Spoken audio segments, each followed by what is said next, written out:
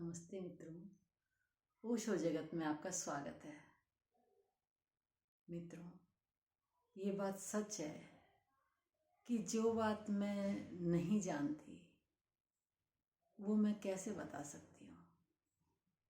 अगर मैं कहीं किताबों से पढ़ के अगर किसी को बताती हूँ या सुनकर किसी को बताती हूँ, ये तो बेईमानी होगी, ये तो झूठ ही है। मित्रों, हम कह देते हैं कि हाँ हमने भगवान को देखा है, हम आत्मा परमात्मा की बात करते हैं, लेकिन मित्रों अपने दिल पर हाथ रख के अपने दिल से पूछिए, क्या सच में हम जानते हैं? मैं तो नहीं जानती मित्रों। मैं बिना जाने किसी को कैसे बता सकती हूँ?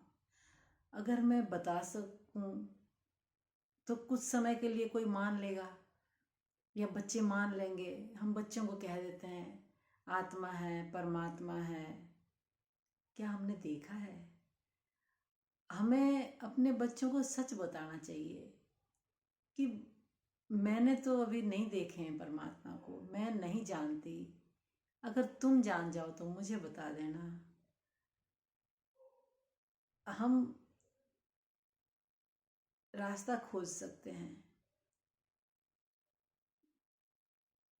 हम देखें, खोजें कि कहाँ है परमात्मा। अपने भीतर जाओ, क्योंकि अगर बाहर हमें कुछ पाना है तो किसी से मिलना है तो हमें चल के जाना पड़ेगा, भाग दौड़ करनी पड़ेगी कुछ पाना है तो। लेकिन जब हमें स्वयं के भीतर ही आना है, जब हमें अपनी ही खोज करनी है, अपने ही को पाना है, अपने को हम भूले हुए हैं, तो हम बाहर जाएंगे तो हम अपने से दूर चले जाएंगे। मित्रों, कोई आर्टिस्ट कोई पेंटिंग बनाता है अच्छी सी, तो वो नीचे अपने हस्ताक्षर कर देता है।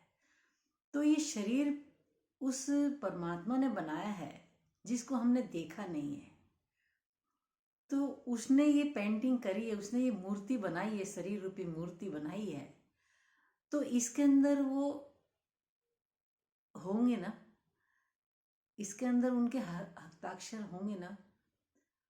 इसके अंदर वो खुद छुप के बैठे, क्योंकि परमात्मा जानते हैं कि ये मनुष्य बहुत ही चालाक है, बहुत ही मतलब कि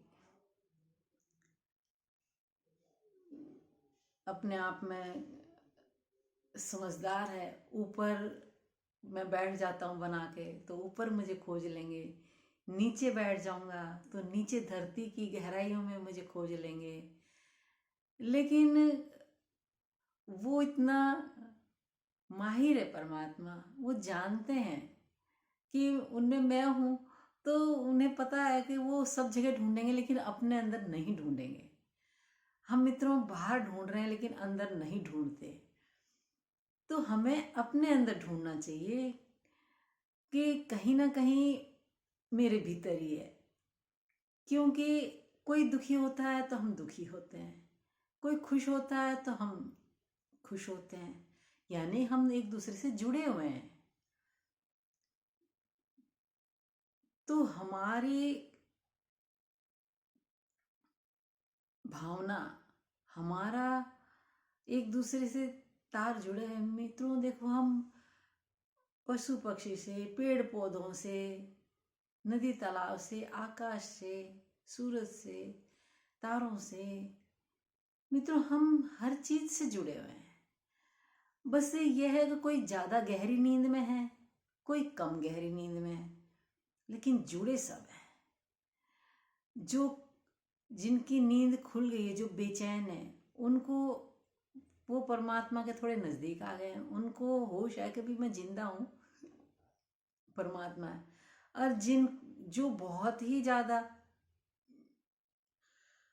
मतलब सोए हुए हैं, बहुत ही ज्यादा मदहोश हैं, तो उनको अभी पता ही नहीं है, वो अभी काफी दूर है परमात्मा से।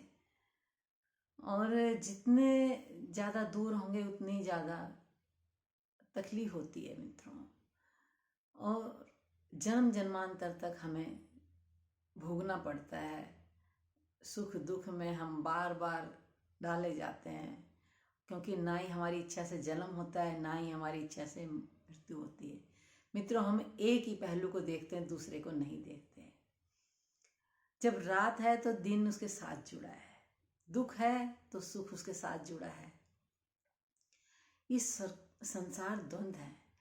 परमात्मा ने हमारा जो शरीर बनाया है, इसमें हम दो आंखों से देखते हैं, यानी द्वंद है। और जब भीतर की हमारी आंख खुलते हैं, जब निर्द्वंद हो जाते हैं, तो हमें सुख मिलता है। उसी को सुख कहा है।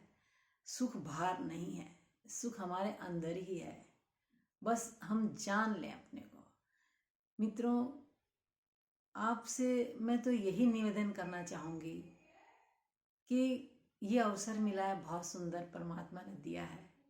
इस अवसर को खाली हाथ ना जाने दें मित्रों। अपने को जरूर जाने, अपने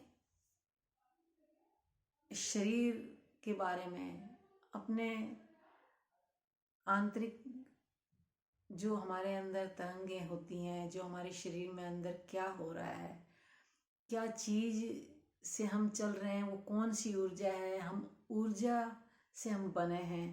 सारी ऊर्जा हमारे चारों तरफ बाहर भीतर ऊर्जा है। मित्रों, हम मन से ही बने, और जिस दिन धीरे धीरे मन विदा होगा, ऐसे हम भी विदा हो जाएंगे। मन भी एक सूक्ष्म शरीर है। मित्रों, अपने आप को भुलावा ना दें, क्योंकि अब ये अवसर मिला है, फिर पता नहीं मिले ना मिले। और दुख सुख की सीढ़ी है। कबीरदास जी ने तो कहा भी है कि बलिहारी व दुख की जो पल पल नाम रटाए, और सुख के माथे सिल पड़े, वो बोलते हैं। क्योंकि सुख में आदमी सो जाता है, मगर दुख में आदमी जागता है। तो दुख हमें जगाता है, और एक समय आकर वो दुख भी सुख बन जाता है। क्योंकि यहाँ कुछ भी स्थायी नहीं है, ना दुख स्थायी है ना सुख स्थायी है। शाश्वत सुख तो अपने को जानने के बाद ही मिलेगा, और उसी से ही हमारे दुख मिटेंगे जब समाधि लगेगी। और समाधि के लिए हमें बार बार प्रयास करना होगा, हमें ध्यान में उतरना होगा। मित्रों, हम आरती में तो गाते हैं कि जो ध्यावे फल पावे, दुख विनसे मन का।